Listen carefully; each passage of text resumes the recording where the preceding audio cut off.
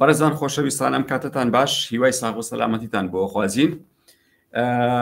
ئاگادارن کە دادگای فیدراڵی لەسەر سکاڵای دوو پەرلەمانتار کۆبوونەوەی خۆی کرد، بەڵام هەردوو کەیسەکەی بە شێوەیەک لە شێوەکان داخست بۆ کاتێکی تر یاخود دوای خست کەیسەکان.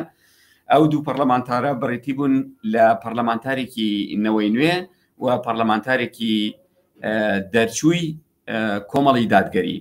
ئێمە لەگەڵ بەڕێز کاک شێرزاد مامە قساکەین لە شاری هەولێرەوە لەگەڵمانایە. کاک شێرزاد ئەم کاتت باش؟ ئەو کاتێ ئێوەش باش، سڵاوتانێ بێ و سڵاو لە بینەرانی کەناڵی سبێش.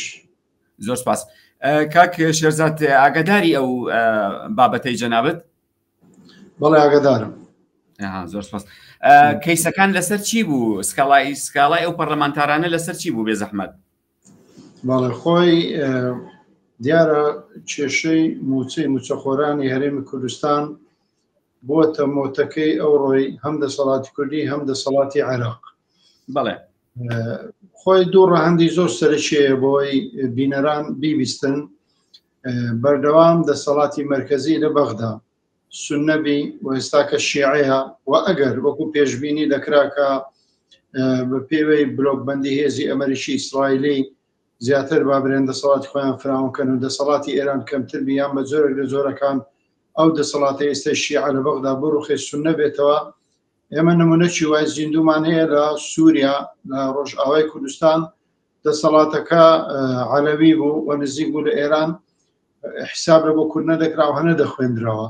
دەسەڵاتەکە گۆڕا بە سوننەکی بە حساب نەک عیار 21 هەولێر، عیار 24 سلێمانیش، بەڵام دەڵێ بە هیچ شێوەیەکی لە غەیری دانان بە مافەکانی کورد لە چوارچەوەی سووریا قوبوڵ نییە. کەواتە لە بەغدا بەردەوام بیردا دەسەڵاتێکی مەرکەزی دەکەنەوە، بڕیارەکانی تو تەسەڕوفکردن بە داهاتەکانی تو و حکومڕانی تو لە ڕووی سیاسەتی دەرەوە و حتا لە کۆمەڵێک بابرێن ئەمور و جێبەجێکردنی یاسای ناوەخۆوە دەبێت دەسەڵات تەنها لە بەغدابی. ئەوە تێڕوانی نیوانە.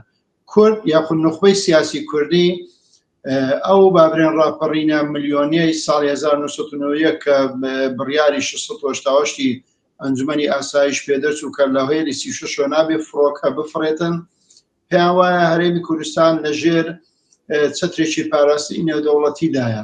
ئەوە بۆ کاتی خۆی بوو. لە 2003 ئەمریکا و هاوپەیمانان کوردیان ئێهمال کرد، لە 2017 دووبارە کوردیان جارێشتر ئێهمال کرد. وە لە ئێستا کەشدا ئێستای کە ئەو قۆناغی هەرێمی کوردستانی پێدا تێپەڕ دەبێتن، ڕاستەکەی هاوشەوەی 74 و هاوشەوەی ئەو قۆناغانەیە کە هەرێمی کوردستان لەژێر هەڕەشەی نەماندا. هیچ کەسێک دۆستی کوردین یانی تۆ لۆبیت نییە، کە لۆبیت نەبیتەن دەبی پەنا بێ بەر ناوخۆکو پێشتر کە سکاڵایەک تۆمار کرا لەلایەن چەند کەسێکی چالاکوان و لایەن دوو کارمەندی تر، کارمەندی حکومی، دوو مۆزەفی حکومی زیاتر بابرێن بەلای یەکگرتوودا شکاوە. واوی ئێستاش ئەو دوو پەرلەمانتارای یەکێکیان دەرچووی کۆمەڵی دادگەری ئەوی تریشە پەرلەمانتاری نەوەی نوێیە داوا دەکەن خۆی بڕیاری وەلای دەرچووە، داوا دەکەن ئەو بڕیارە ئەوەندە تۆخ بکرێتەوە یاوە خۆت ئەو بابرێن فەرمانێکە لایەن وەزارەتی دارایی عێراقەوە دەرچووە کاری پێ نەکرێتن و هیچ نووسراوێشتر کاری پێ نەکرێ، تەنها بڕیارێ وەلاییەکە کاری پێ بکرێتن کە موچەی موچەخۆرانی هەرێمی کوردستان لە کاتی خۆی خرج بکرێتن و تێکەڵاوی هیچ کێشە سیاسەکان نەکرێتن. بەڵام ئەو دوو پەرلەمانتارە بەڕێزە و سیاسەکان هەرێمی کوردستانیش دەبێت باش بزانن دادگای فیدرالی عێراق دادگایکی سیاسیە، کاتی خۆی بە سەفەقات تێپەڕی و من لە کاتی خۆی کاو دادگای ویستی تێپەڕی یاسایەکەی زۆر هاوارم کرد بۆ سیاسیەکان بۆ بەپرسان بۆ سەرکردات سیاسی هەرێمی کوردستان تکایە ئەو یاسا تێمەپەڕێن، ئەو دادگای دروست نەبی، تەنها لە حالەتێک بیکە سەیەکی پەکخەری تێدا بیواتە بە دوو لە سەسەی بڕیارەکانی دەرسیتن یەک بابرێن لەو سێی کوردبی یاخود کورد بتوانی پەچی بخاتن نەماتوانین بینە تەڵەکەوە. ئێستش بۆ یاوێت چاوەڕێی ڕەحمی خوابین، بەڵام هەر ڕێگەی دادگا و ڕێگەی پەرلەمان و ڕێگەی گفتووە لەگەر بەغدا لە ئێستادا تاکە چارەسەر لەبەرەوەی کورد لە هیچ هاوکێشێکی سیاسی دانی. کاک شێرزاد دێنە سەر ئەو بابەتی کە کورد لەکوێی ئەو چوارچێوە سیاسیەیە کە ئێستا لە ڕۆژهەڵاتی ناوەڕاستدا خەریکە ڕەنگڕێژی بۆ کرێت. بەڵام بە پرسیارێکی تر بکەین لەسەر بابەتی دادگا. بۆ لایەنی حکومی یا لایەنی فەرمانڕەوا لە هەرێمی کوردستان پەنا نابن بۆ دادگای فیدراڵی و لەوێەوە چۆن لایەنەکانی ئۆپۆزیسیۆن پەنا ئەبن بۆ دادگای فیدراڵی بۆ هەڵوەشانەوەی پەرلەمانی کوردستان بۆ هەڵوەشانەوەی موچەی پەرلەمانتار و هەندێک لە بەرپرسەکان و پەنا ئەبن بۆ دادگای فیدراڵی لە بابەتی تەڵتین و کارەبا و ئەوانە. بۆ لایەنی حکومی تا ئێستا نەبینراوە کە پەنا بەرێ بۆ دادگای فیدراڵی لەسەر کەیسێک لە کەیسەکان کە سکاڵای دەیان ئێمە سکاڵامان هەیە لەسەر حکوومەتی عێراقی. بۆ حکوومەتی هەرێمی کوردستان لە ڕێگەی ئەو هەمووە ژوورە یاساییانەی کە خۆی هەیەی و هەموو ڕاوێژکارە یاساینەی کە خۆی هەیەی بۆ پەنای نەبردووە بەردادگای فیدراڵی بۆ یەکلایکردنەوەی کەیسەکانی. بەڵێ پرسیارەکە زۆر جوانەوە زۆریش منتیقیە.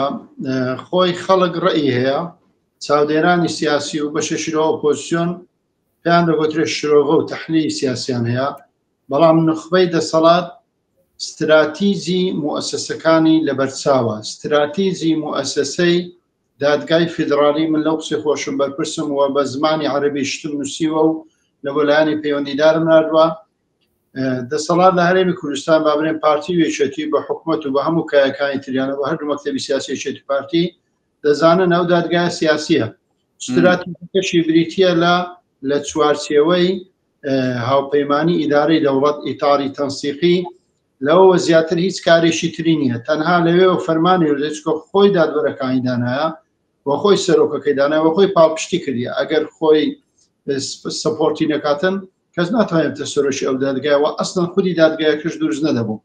کەواتە دەسەڵاتی سیاسی و ئەوانەی کە بەیان حکومڕانن دەزان استراتیژی ئەو دادگایە چیە، بۆیە پەنای لە بۆ نابێت، چونکە سیاسیە. وەکوی وا تۆ بڵێ دەکرێت بڕیارێک لە دژی خۆت دەرکەیت، تۆ بڕیار لە دژی خۆت دەرناکەیت. بابرێن فەرمانبەران و لایەنە ئۆپۆزیسیۆنەکان وەختێک پەنای لە بۆ دەبن، ئەو استراتیژیان لە وازح نییە ئەو دادگایە کاری چییە. ئەوان دەڵێن یاسا و سەروەری یاسا و دادگای فیدراڵی و نازانم چی بۆ بابرێن ئاقارەوە دەڕۆن. لە کاتێکدا بەردەوام خۆی لە بابرێن لە سیستەمی حکم لە سیستەمی سیاسیدا یاسا تەنها قادرمەکە، تەنها پلیکانەکە بۆی تۆ دەسەڵاتی خۆت بابرێن دەسەڵاتی سیاسی خۆت چۆن شەرعەتی پێدەدەی. وازەحە تەنها ئەوەیە. خەڵک وا دەزانێت یاسا لە سەروی دەسەڵاتە و لە سەروی پرۆسی سیاسیە و یاسەواوایە، نەخێرا شتانە بۆنی نییە. بۆیە لانەوە پۆزیسیۆنەکان پەنای لە بۆ دەبن، پێیان وایە تۆزەگیشەکانە لە بۆ چارەسەرەکان یا خود بڕیارێکی وەلایی دەردەکە. ئەو ڕۆژی کە ئەو بڕیارە وەلاییە دەرچوو بۆ موچەی فەرمانبەران، من ئەو کاتی لای کۆمەڵێک برادر بەیەکەوە بن وتمەوە بڕیارە کۆتایی نییە، پێشێری دەکەن و موچەش ڕادەگرن و هیچ کەسێکی ژدۆی نییە بڵێ لە دادگای فیدرالیەوە بۆ ئەو بڕیارەت پێشەر کرد شتی بەرامبەری بکات. ئەمڕۆکەشەوە دیەوە 7 ڕۆژە ئەو بڕیارە تەنها وەزارەتی دارایی ڕاگرێت. لە پشتی وەزارەتی داراییش سەرۆکوەزیران لە بەرپرسیارەتێکی شاتەوە بەڕێز محەممەد شیا سوودانی و چوارچێوەی هەماهەنگی بە بڕیارێک لە دوای ڕاوەستانی جەنگی نێوان ئێران و ئیسرائیل خۆی یەک تەوزیهیاندایە وتیان موچەی هەرێمی کوردستان ڕادەگرن، چونکە لە بلۆک بەندی و لە هاوکێشەی هێزدا هەرێمی کوردستان لەناو بلۆکی ئەمریکا ئیسرائیل. باشە کاک شێرزاد، جەنابەت بەڕوونی ئاماژەت بەوە کرد کە هۆکاری ڕاوەستاندن و بڕینی موچە بە فەرمانی دادگای فیدراڵی یاخود لەلایەن وەزارەتی دارایی عێراقەوە بڕیارێکی بەحت سیاسیە. باشە ئەگەر قەرار بێ ئێمە لەناو بلۆکی ئیسرائیل ئەمریکایە بین، بۆچی ئەمریکا و ئیسرائیل نایەنە سەر خەت لەسەر ئەم بابەتە لە کاتێکە ئەگەرم تەحلیلانە شوانە بێ ئێمە لە ڕابردوویەکی لە سێدەی ڕابردوویە ئێمە لە سەنگەری ئەمریکایە بووین لە دژی نارەکانی ئەمریکا. بۆچی ئەمریکا نایەتە سەر خەت لەسەر هەرێمی کوردستان؟ خۆی دەبی ئێمە لە بابرێن قەبارە و هەیکەلی هەرێمی کوردستان بگەین. بریتە لە پەرلەمانێک حکوومەتێک سەرۆکاتی هەرێم پارتی یەکێتی وەکو دیفاکتۆیەک وەکو ئەمری واقع لە 91ەوە وەکو باورێن پەناگەیەکی ئینسانی لە 2003ەوە وەکو جۆرێک لە فیدرالی یاخۆ لە کۆنفیدرالی مامەڵەی لەگە کراوە. لۆبی هەرێمی کوردستان یان بابن ئەو هەیکەلەی گوتمان قەبارەی هەرێمی کوردستان یان پەیوەندیەکانی هەرێمی کوردستان بە حکومەت و سەرۆکاتی هەرێمەوە بە هەردوو سەرۆکاتی پارتی وێشێتیەوە هیچ جۆرە لۆبێکیان نییە. پەیوەندیەکانیان لەگەر ئەو وڵاتانە تەنها دەتوانن بڵێن پەیوەندێکی شەخسیە، دۆستایەتیش نییە، چکە دۆست لەسەر دۆست بە جواب دێتن. ئێمە لە لێڤڵی پەیوەندیەکان با بنێن بە پێی پێوەرە نێودەوڵەتیەکان ئەگەر بچێت سەر یاسای پەیوەندی نێودەوڵەتیەکانەوە پەیوەندی ئینسانی هەیە، وڵاتێک لێ دەخەومێتەوە هاوکاریەکەی لەگەڵی دەبی، پەیوەندی کۆمەڵایەتی و گواستنەوەی کولتور هەیە وەکو جیرانی ئەو وڵاتەی، لە پاشەی پەیوەندی ئابووری و اقتصادی هەیە، پاشتر لێڤڵی پەیوەندی سیاسی هەیە کە گەیشتە لێڤڵی پەیوەندی ئەمنی و عەسکەری، ئەوە های وەکو برێن پەیوەندیەکان وەکو نێوانی ئیسرائیل و ئەمریکا. هەرێمی کوردستان هیچ جۆرەك لەو پەیوەندیانەی نییە لەگەر هیچ شوێنەکی، تەنها پەیوەندی لەگەر چیاکان و ئەشکەوتەکان هەیە.